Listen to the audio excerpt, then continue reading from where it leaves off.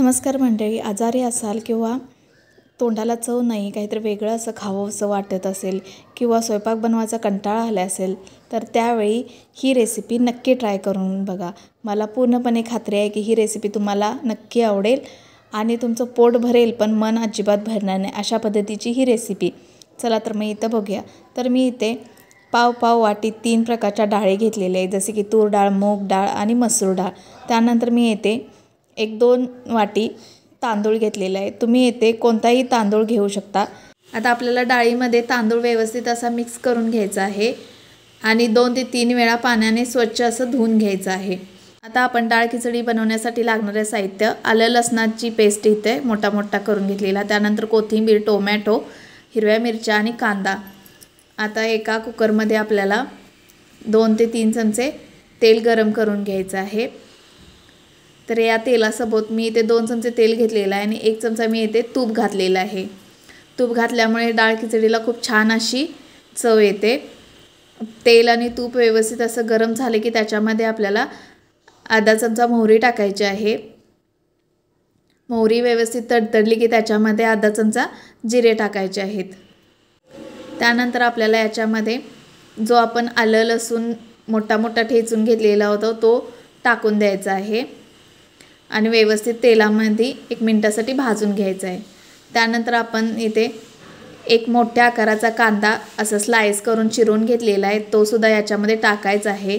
त्यानंतर 2 हिरव्या मिरच्या मी अशा मोठ्या लांबड्या कट करून घेतलेल्या आहेत, त्यासुद्धा या तेलामध्ये आपल्याला कांद्याबरोबर व्यवस्थित अशा भाजून घ्यायच्या आहेत. आता आपल्याला याच्यामध्ये टोमॅटो टाकून घ्यायचा आहे.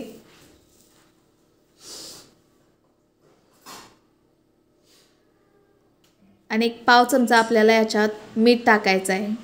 मिठामुळे काय होते की टोमॅटो पटकन भाजला जातो तेलामध्ये.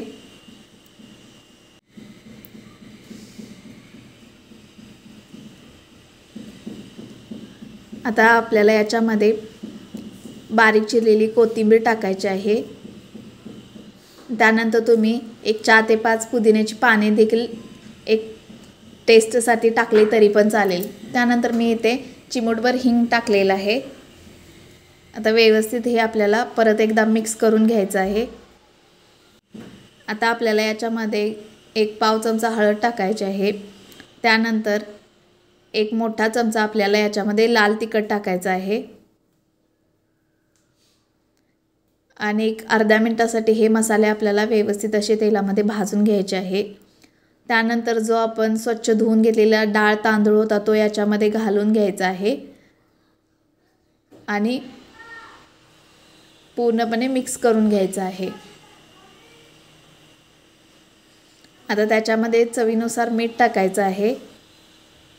परत एकदा मीठ आपल्याला त्या डाळ तांदूळमध्ये मिक्स करून घ्यायचं आहे. आता आपल्याला एका भांड्यामध्ये पाणी गरम करून घ्यायचं आहे आणि ते गरम केलेले पाणी आपल्याला या डाळ खिचडीमध्ये टाकून द्यायचं आहे. येथे पाण्याचं प्रमाण हे आपण जी डाळ खिचडी बनवणार आहे त्याच्या तिप्पट घ्यायचं आहे. म्हणजे तर आपली इथं तांदूळ 2 वाटी होते तर आपण इथे 6 वाटी पाणी घेतलेलं आहे. त्यानंतर आपल्या पाण्याला ह्या उकळी आली की आपल्याला कुकरचं झाकण ठेवून याला 3 शिट्ट्या द्यायच्या आहेत.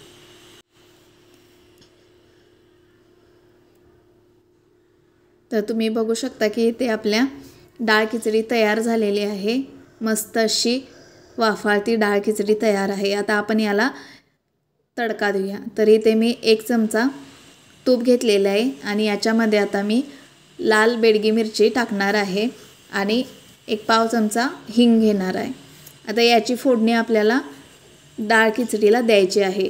याच्यामुळे काय होते की खमंग असा वास येतो आणि चव देखील खूप छान अशी लागते. जर तुम्ही अशा प्रकारे डाळ खिचडी केली तर तुम्हाला ही खूप आवडेल आणि सारखी अशी खावीशी वाटेल, कारण की या डाळ खिचडीने तुमचे पोट भरेल पण मन अजिबात भरणार नाही.